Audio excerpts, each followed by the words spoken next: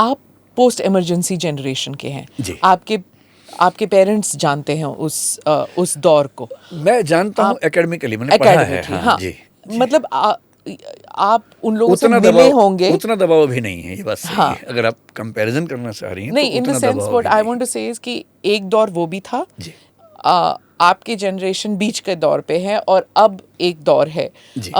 तो I think, I don't know whether it is an Indian system, Indian mentality, या फिर विश्व में भी वो मेंटालिटी है कि हम एक जो बुरा वक्त होता है उसको हम भूल जाते हैं, हम याद नहीं रखना चाहते। पब्लिक मेमोरी शॉर्ट होती है कि हम वो याद नहीं रखना चाहते। यहाँ तक कि जब इंदिरा गांधी ने इमरजेंसी लागू किया था, कुछ ही साल बाद हाँ उन्हीं लोगों ने उन्हें वापस वोट करके वो वापस ले आए थे। तो मेमोरी शॉर्ट रहती है बुरे वक्त का। Is it there even now, in the sense कि अगर फ्रीडम्स हमारी कर्ब हुई हैं भारत में, अगर अनडिक्लेयर्ड इमरजेंसी जो कह रहे हैं, बहुत से लोग कहते हैं कि एक अनडिक्लेयर्ड इमरजेंसी, सिर्फ मीडिया नहीं, मैं ऑल सेक्शंस के लिए कह रही हूँ, अगर अनडिक्लेयर्ड इमरजेंसी है तो ऐसा क्यों हुआ कि डिस्पाइट ऑल दैट बीजेपी जो है या एनडीए फिर से जीत गई? उसका मतलब है, have people forgotten the thing, forgiven Modi, या फिर चेक्स एंड बैलेंसेस चाहती हैं इसलिए ऑपोजिशन को स्ट्रॉन्ग कर दिया? क्या है, आप इस इलेक्शन को कैसे देखते हैं? इसमें 3-4 सवाल हैं, मैं हाँ। सबका जवाब देता हूँ। कुछ प्राइम मिनिस्टर्स ऐसे हैं जिन्होंने अपने अपोजिशन को मीडिया की तरफ से वेलकम किया। नेहरू जी इस मामले में मेरी फर्स्ट चॉइस होंगे। अगर आप कॉन्स्टिट्यूशन ऑफ इंडिया देखेंगे, उसमें एक आर्टिकल 361 है, अगर मैं ठीक याद करूँ 361A एक आर्टिकल है जो जानबूझ के संविधान में डाला गया था ताकि मीडिया के फ्रीडम सुनिश्चित हो सके, जो इंदिरा गांधी ने बाद में शायद हटा भी दिया था। उस समय बाल ठाकरे कार्टूनिस्ट हुआ करते थे। 1960s की बात शायद ये है, अर्ली 60s की। मैंने सुना है ये सब क्योंकि मैं उस समय था नहीं। और वो कार्टून्स नेहरू जी के खूब बनाते थे। मैंने सुना है कि नेहरू जी ने एक बार उनको बुला के उनकी तारीफ की कि आप बड़ा अच्छा कार्टून बनाते हैं और ऐसे ही दबाव बना के रखिए।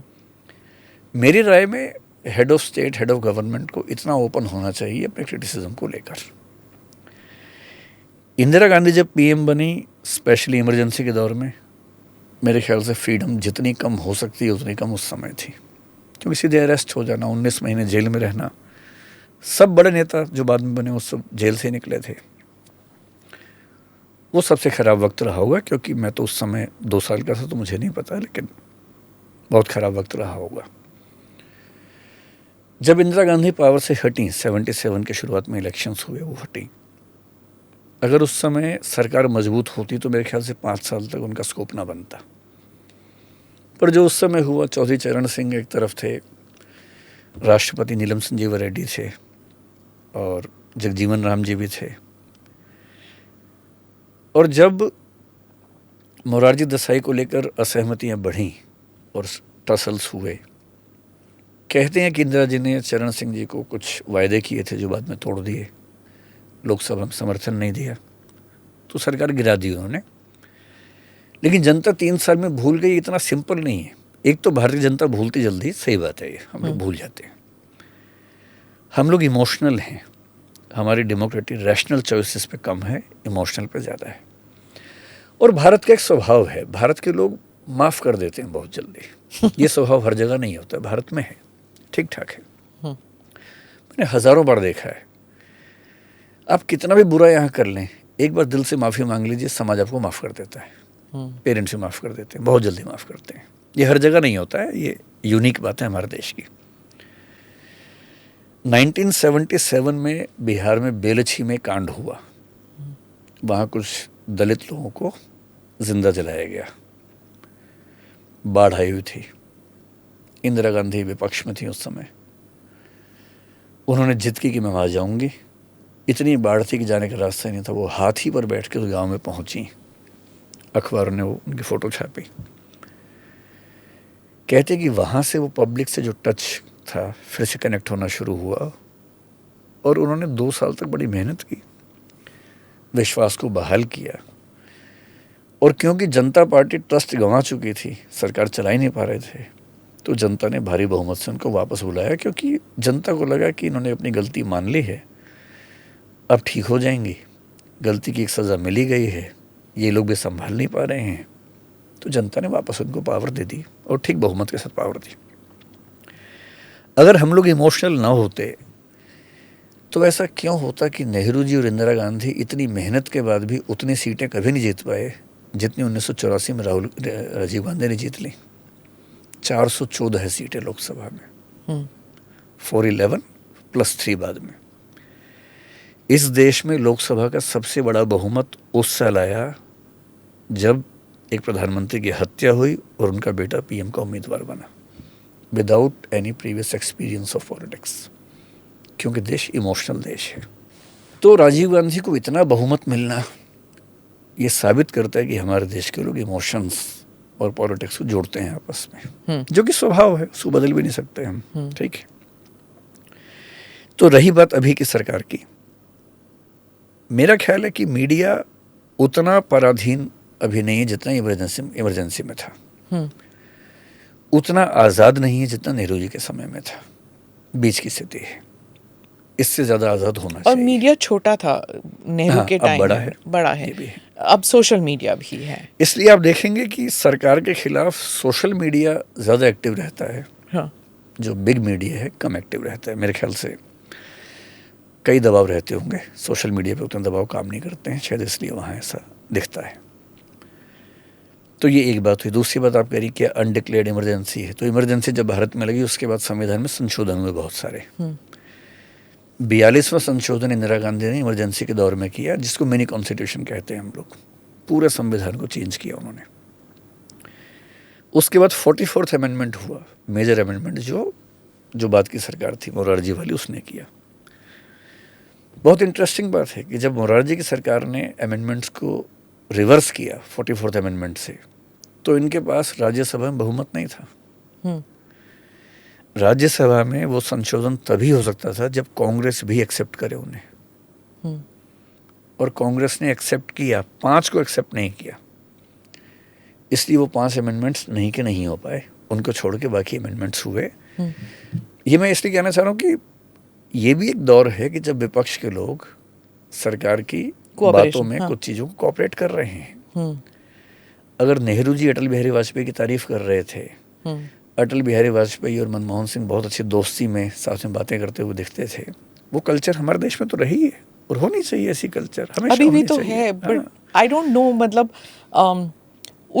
उस टाइम को हम रोमांटिसाइज करते हैं जी, जो टाइम बीत गया, जो इमोशनल आप कह रहे हैं। हम लोग, नेचर हमारी ऐसी कि हम, जैसे आप अपने पेरेंट्स को ही देख लीजिए, they must have seen so much of trauma partition के टाइम पर, लेकिन उसके बारे में ज़्यादा बात भी नहीं करते होंगे, ज़्यादा उसके बारे में जिक्र नहीं करेंगे, ट्रॉमा के बारे में नहीं कहेंगे, they'll talk about the good times। लेकिन जो उनकी पॉलिटिकल सोशल चॉइसेस आज तक उससे डिसाइड होती हैं। हाँ, पर अपने बच्चों को वो अगलीनेस ऑफ ट्रॉमा नहीं बताएंगे। जैसे इजराइल में जो है वो ट्रॉमा को बार बार रिपीट करते हैं। जो भी उनका ट्रॉमा हुआ है वो, in fact I have met people जो वो कपड़े पहनते हैं जो उनके परदादा ने पहने होंगे या जो भी, to remind themselves of that period. हमारी कल्चर में ये अच्छी बात है कि हम भूल जाते हैं। हाँ। और भूलना बहुत बड़ा वरदान है। नहीं भूलने से हम हमेशा तनाव में रहते हैं। भूलने की क्षमता बहुत ज़रूरी है। तो जो आप कह रहे हैं कि जो नरसिम्हा राव और वाजपेयी जी के साथ जो उनका जो एक दूसरे के साथ बात करते थे, वो they would share a meal together also sometimes, वो सब होता था, और वो आजकल नहीं है। पर मैंने आजकल भी देखा, आजकल नहीं है, आजकल बिटरनेस है। बॉडी लैंग्वेज में उतना सहजता नजर नहीं आती है, ना यहाँ से आती ना वहाँ से आती। हाँ। और मुझे लगता है कि जैसे एक बड़ा अच्छा एग्जाम्पल अभी देखा आपने, नवीन पटनायक लंबे समय तक सीएम रहे, अब सीएम के पद से हटे, नई सरकार बनी, उन्हीं को हरा के बनी, उनको बुलाया गया, वो गए, कितने प्यार से बात की। भाई ताकत में आने का तरीका है तो ताकत छोड़ने का भी तो तरीका होना चाहिए, सलीका होना चाहिए उसका भी। वो तो एक नवीन पटनायक की पर्सनालिटी भी है। पर्सनालिटी मतलब मुझे लगता है कि इंडिविजुअल्स भी जो लोग हैं ना, उनकी पर्सनालिटी कुछ ऐसी होनी चाहिए कि उनको देख के लोग अच्छा महसूस करें कि हाँ, दुश्मनी नहीं है, संघर्ष है, स्ट्रगल है। दुश्मनी किस बात की है? लेकिन there is also this thing कि एक जो इंट्रेंच्ड पॉलिटिकल क्लास है वो हमेशा मोदी अमित शाह को एक आउटसाइडर के नज़र से देखता है कि ये जो दो लोग हैं जो गुजरात से आए हैं वो अपने आप को समझते क्या हैं जो आकर यहाँ पे बैठ गए हैं, you know there is a mentality also. होगा ही होगा किसी भी संगठन में। देखिए एक समय के बाद जो सफल संगठन है, चाहे कंपनी हो चाहे पार्टी हो, उसकी ज़्यादा कंपटीशन बाहर से ना हो के अंदर होता है। अगर आप बहुत सफल हैं तो जब तक आप स्ट्रगल कर रहे हैं कंपटीशन बाहर से, जब स्ट्रगल के टॉप पे आ गए, सफल हो गए, तो स्ट्रगल अंदर आ जाती है, बाहर से कम रहती है। मुझे बीजेपी का अंदर का स्ट्रक्चर बिल्कुल नहीं पता, ना मैंने कभी इंटरेस्ट लिया इस चीज़ में, लेकिन ये मैं समझ सकता हूँ क्योंकि मैं भी कंपनी चलाता हूँ, उसमें भी 2000 लोग काम करते हैं। हर स्ट्रक्चर के अंदर स्ट्रगल चलती रहती है। तो निश्चित सी बात है कि अगर उस पार्टी के सबसे बड़े दो लोग एक राज्य से आए हैं, गुजरात से आए हैं, तो ऐसी कई मीटिंग शाम को होती होंगी कई घरों में कि यार ये दो लोग क्यों इतने प्रभावी हैं, हाँ। हम क्यों पीछे रह गए, उत्तर प्रदेश क्यों पीछे है, बिहार क्यों पीछे, सब होता ही होगा, सामान्य सी बात है। मतलब जैसे उसमें यूपीएससी से भी आप देख लीजिए, तो जैसे लेट मी जस्ट टेक से यूपी काडर, ठीक है, तो वो यूपी काडर के एक तिवारी जी होंगे जिनकी शादी हो गई, एक द्विवेदी जी से हो गई, उनकी बेटी से हो गई, फिर उनके बच्चे हो गए, they are also in IPS IAS, वो किसी और काडर के हैं, बिहार काडर के हैं, और वो बिहार काडर कोई अरुणाचल काडर का है, दानिक्स का है, वो मतलब it is an entrenched culture. उसमें कास्ट भी आ जाता है, उसमें काडर भी आ जाता है, और उनका बन जाता है एक गुट। और जब कोई बाहर से आता है वो डिस्टर्ब हो जाता है। नहीं, बाहर से थोड़ा ना मोदी जी आए, तो पार्टी संगठन में ही थे लंबे समय तक। हाँ। और गुजरात भी तो भारत का हिस्सा ही है। पर उन्हें स्टेट भेज दिया था। नहीं, वो ठीक है। हाँ। लेकिन अगर 2014 के इलेक्शन से पहले, जब राजनाथ सिंह पार्टी के अध्यक्ष भी थे, अगर इलेक्शन से 8 महीने पहले तय हुआ कि उनके नाम पे इलेक्शन लड़ा जाएगा, इसका मतलब है कि पार्टी को ये भरोसा होगा कि उनके नाम पे जीत पाएंगे, वरना ये फैसला कैसे होता। पार्टी की कार्य समिति की बैठक में जब ये फैसला हुआ, और सर्वसम्मति से फैसले होते हैं वहाँ, तो सीधी सी बात है कि सबने महसूस किया होगा कि अगर पावर में आना है तो एक नाम चाहिए, और नाम इनका बड़ा इस समय है। वही हुआ होगा। हो सकता है उस समय लोगों को ये लगा हो, जैसे जब इंदिरा गांधी पीएम बनी पहली बार, तो कहते हैं कि सिंडिकेट को या कामराज साहब को लगता था कि गूंगी गुड़िया है, इसको तो मैनेज कर लेंगे। हो सकता है कुछ लोगों को लगा हो कि इनको मैनेज कर लेंगे, पर ऐसे पीएम बन के कहाँ कोई आराम से मैनेज होता है। तो सीधी सी बात है, वो चाहेंगे कि जैसे वो नरसिम्हा राव जब बने थे उस वक्त भी कहा कि मैनेज कर लेंगे, ये होता ही। हाँ। लेकिन वो तब चलता है जब पूरा समर्थन ना हो, जनता ने उनके नाम पे वोट ना, जैसे इंद्र कुमार गुजराल पीएम थे, पर वो कंट्रोल नहीं कर सकते थे। मनमोहन सिंह कंट्रोल नहीं कर सकते थे, क्योंकि जनता ने उनके नाम पे वोट नहीं दिया था। लेकिन जब जनता एक नाम पे वोट दे रही है, आप उसे कैसे पीछे कर देंगे। पर सर, मनमोहन सिंह का जो सेकंड टर्म था ना, वो उनके नाम से जीता गया था। आप नहीं मानते? नो, वो यूपीए की बात थी। ये था कि मनमोहन सिंह का एक्सेप्टेंस बढ़ गया था 5 साल के बाद। ये था कि हम वो संभाल लेंगे, लेकिन इस बात का सबको एहसास था कि जो अंतिम निर्णय है वो उनका नहीं होता है। तो जनता उनके नाम पे वोट दे रही थी। मैं एग्री नहीं करता नहीं? इस बात से कि यूपीए 2 जो है वो यूपीए 2 है, मनमोहन 2 नहीं है। मनमोहन 2 नहीं है, ये मोदी 3 है, वो यूपीए 2 था। अच्छा, इस बार भी आप समझते हैं कि ये मोदी 3 है? Yes, it is not NDA 3। नहीं, वो तो ठीक है, समर्थन नंबर्स के हिसाब से तो एनडीए ही है, पर वोट मोदी के नाम पे गिरा है। हाँ, जो 240 सीटें आई हैं, और ऐसा वोट कोई कम में नहीं हुआ है। हाँ। मतलब अगर आप 19 में देखेंगे तो 37.6% शायद वोट थे इनके, बीजेपी के। तो रीजनल पार्टीज का आप क्या कहते हैं कि इस साल 36%, हाँ, 0.8% ही कम हुआ है। 0.8%, ऐसा कम भी नहीं है।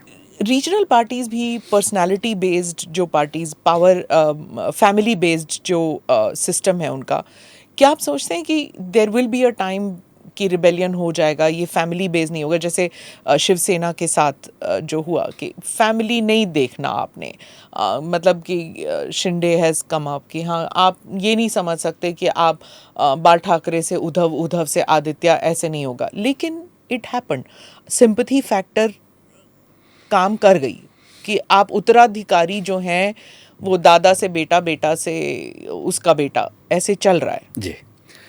हमारा समाज जो है वो अभी लोकतंत्र के मूल्यों को डाइजेस्ट कर नहीं पाया है। हमारा सिस्टम डेमोक्रेसी है, थॉट प्रोसेस मोनार्की वाला है। वाह। तो हमें बहुत जेन्युइन लगता है कि बाप की सत्ता बेटे को मिलनी चाहिए। बेटा नहीं है तो बेटी को मिलनी चाहिए, नहीं तो बेटे को मिलनी चाहिए। अगर इंदिरा गांधी का भाई होता तो क्या होता इस देश में? इंदिरा गांधी का भाई नहीं था इसलिए वो पीएम थी। कोई भाई होता तो देश को भी एक्सेप्ट नहीं करता। तो कल्चरल नॉर्म्स अलग होते हैं। हमारे दिमाग में बैठा हुआ है कि सत्ता बेटे को, और ये जिसको हम बोलते हैं नेपो किड बोल दिया या राहुल गांधी वंशवाद, ये सब बेकार की बातें इसलिए हैं, हम हर जगह वंशवादी हैं। फिल्मों में एक्टर्स हों, प्रोड्यूसर्स हों, डायरेक्टर्स, उनके बच्चे वही बनते हैं। वकीलों के बच्चे वकील बनते हैं, जजेस के बच्चे जज बनते हैं। IAS IPS में एग्ज़ाम होता है, उसके बाद भी कोशिश होती है कि बच्चे IAS IPS बन जाएं। हर फील्ड में पॉलिटिशियंस के बच्चे पॉलिटिशियंस बनते हैं। जब हर फील्ड में पेरेंट्स से बच्चे सीखते हैं, प्रोफेसर्स के बच्चे प्रोफेसर्स बनते हैं, और ये बहुत मेजर है। और आप एक ही फील्ड के पीछे पड़ जाएं पॉलिटिक्स में ही। ये चौधरी देवीलाल से पूछा गया था कि आप चौटाला मतलब अपने बेटे को क्यों है, कि तो पत्रकार को बोला कि मैं अपने बेटे को नहीं करूंगा तो थारे बेटे को करूंगा। वो भी है। इसमें एक पक्ष ये भी है कि मतलब जिसको महात्मा गांधी की भाषा में कहूँ तो जो बच्चा अपने परिवार के परिवेश में सीखता है उसकी भी तो वैल्यू है। मैं सोचता हूँ कि अगर किसी बच्चे के पेरेंट्स पॉलिटिक्स में हैं तो उसने बचपन से पॉलिटिकल माहौल को जो सीखा होगा वो कोई दूसरा बच्चा बहुत आराम से कैसे सीखेगा। इसलिए थोड़ी सी एडवांटेज उस बच्चे को मिलती है, हर इंडस्ट्री में मिलती है। जो IAS का बच्चा IAS बनता है उसको पहले से बहुत चीज़ें पता होती हैं जो बाकी बच्चों को नहीं पता होती हैं, वहाँ जाके सीखते हैं। मैं ये नहीं कह रहा कि ऐसा होते रहना चाहिए, पर मैं कह रहा हूँ कि किसी बच्चे को सिर्फ इसलिए खारिज कर देना कि उसके पिता ने कुछ किया है या माँ ने कुछ किया है, ये भी ठीक बात नहीं है। Click here to watch the full episode.